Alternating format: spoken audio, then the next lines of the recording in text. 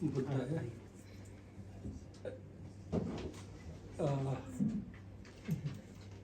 मैं क्या कहूँ कहाँ से शुरू करूँ, कुछ समझ नहीं आ रहा है, लेकिन फिर भी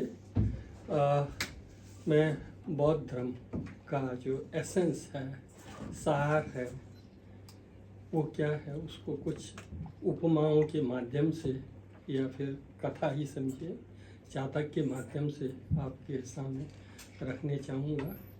पहली बात तो यह है कि मेरे को ऐसा लगता है व्यक्ति का जीवन जो है क्या है, मुश्किल से हम लोग 80 या 90 साल तक जीते हैं। इस 80 और 90 साल में यदि हम अपने व्यक्तिगत स्वार्थ को परित्याग करके प्राणियों के कल्याण के हित में अगर हम सोचेंगे, काम करेंगे, तो व्यक्ति क्या है, अमर हो जाता है, अमर हो जाता है। इसका उदाहरण तथागत बुद्ध को हम ले सकते हैं। तथागत बुद्ध राजकुमार थे, इकलौते पुत्र के रूप में थे। यदि वो अपना राजपाट ही संभाल कर अगर रह जाते, हो सकता है सांसारिक दृष्टि से आप ये मानेंगे कि उन्होंने अपना जीवन एक राजा के रूप में बिताया, लेकिन व्यक्तिगत रूप से उन्होंने जिया होगा। लेकिन आज 2500 वर्ष के पश्चात उसको कोई नहीं जानता, ना ही उनके द्वारा महान कार्य संपन्न हुआ होता। आज भी वो जीवित हैं, आज भी वो अमर हैं। आज भी सिद्धार्थ के नाम से हम उनके पिता शुद्धोधन को स्मरण करते हैं, उनकी माता महामाया का हम स्मरण करते हैं, उनके पुत्र राहुल को हम जानते हैं।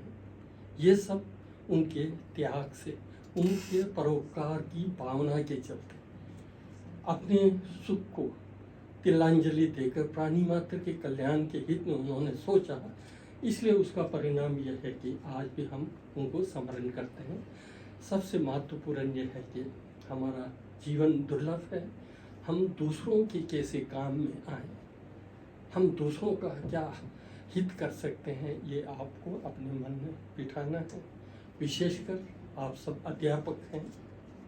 एक अध्यापक जो है कोच का पायलट के तरह है, उसके पीछे पैसेंजर जो 40-45 लोग हैं वो आपके हाथ में है।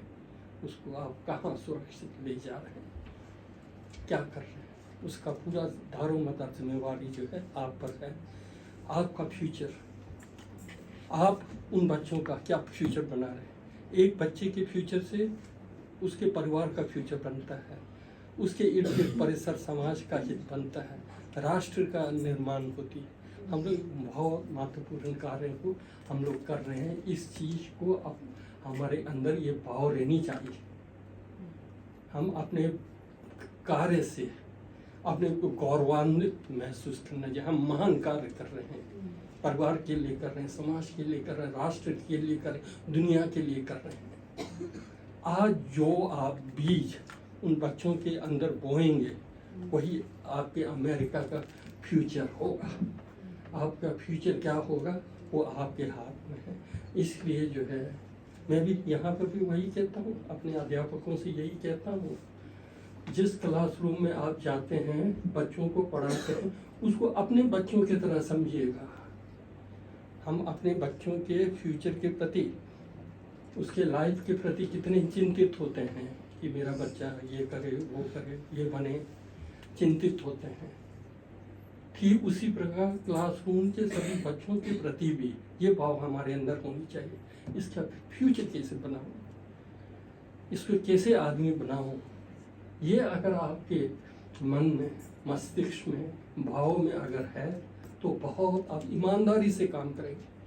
आप अपने को अप टू डेट बनाएंगे, अपने को सादगी से जीवन यापन करने का आप प्रयास करेंगे। ये अगर आपके अंदर है, परोपकार की भावना जिसके अंदर होता है वो बहुत ही सरल और सज्जन होता है। उसके लिए दूसरा चीज की आवश्यकता नहीं होता। ये महत्वपूर्ण है आप अध्यापकों के लिए। तो इसमें यही है तो जैसे मैंने बुद्ध को कहा, बुद्ध ने गृह त्यागा, ध्यान किया, साधना किया, और उन्होंने वस्तु की वास्तविकता को रियलाइज किया, और फिर उसका उन्होंने उपदेश दिया। 4 आर्य सत्य, अष्टांगिक मार्ग, प्रतीत्य समुत्पाद जैसे सिद्धांत का उन्होंने जो है उपदेश दिया। यदि वो राजा बनकर बैठते, क्या प्रतीत्य समुत्पाद का सिद्धांत हमको मिलता? क्या आर्य अष्टांगिक मार्ग का हमको संदेश मिलता? क्या हम जानते? उनकी गृह परित्याग के चलते लाखों करोड़ों लोगों का हित हुआ है। एक समय तो संपूर्ण एशिया बौद्ध में हो गया था बुद्ध के विचारों से। आज भी आप देखिए, एशियन कंट्री में देखिए तो कितने विहार है, कितने स्तूप है, कितने बुद्ध के त्रिपिटक को देखिए कितने भाषाओं में अनुवाद हुआ है। श्रीलंकन है, बर्मा है, जापानीज है, कोरियन है, चाइनीज है, आज तो अंग्रेजी में पूरा संपूर्ण। देखिए, एक महान कार्य एक व्यक्ति के त्याग के चलते हुआ है। सबसे महत्वपूर्ण हमारे अंदर त्याग की भावना। वो बुद्ध को जब आप स्मरण करेंगे, ये स्मरण कीजिए कि वो राजकुमार होते हुए भी राजपाट का परित्याग करके जो है दुनिया को ये दिया है। हमारे लिए तो त्यागने के लिए कौन सा क्या, ठीक? इस चीज़ को आप सोचिए। और फिर यदि तथागत बुद्ध के जीवनी से संबंधित सोचें, अगर विचार करें, मैं सारनाथ से संबंध, अच्छा एक बात तो यह है कि मैं हिंदी में तो बोलते रह सकता हूँ।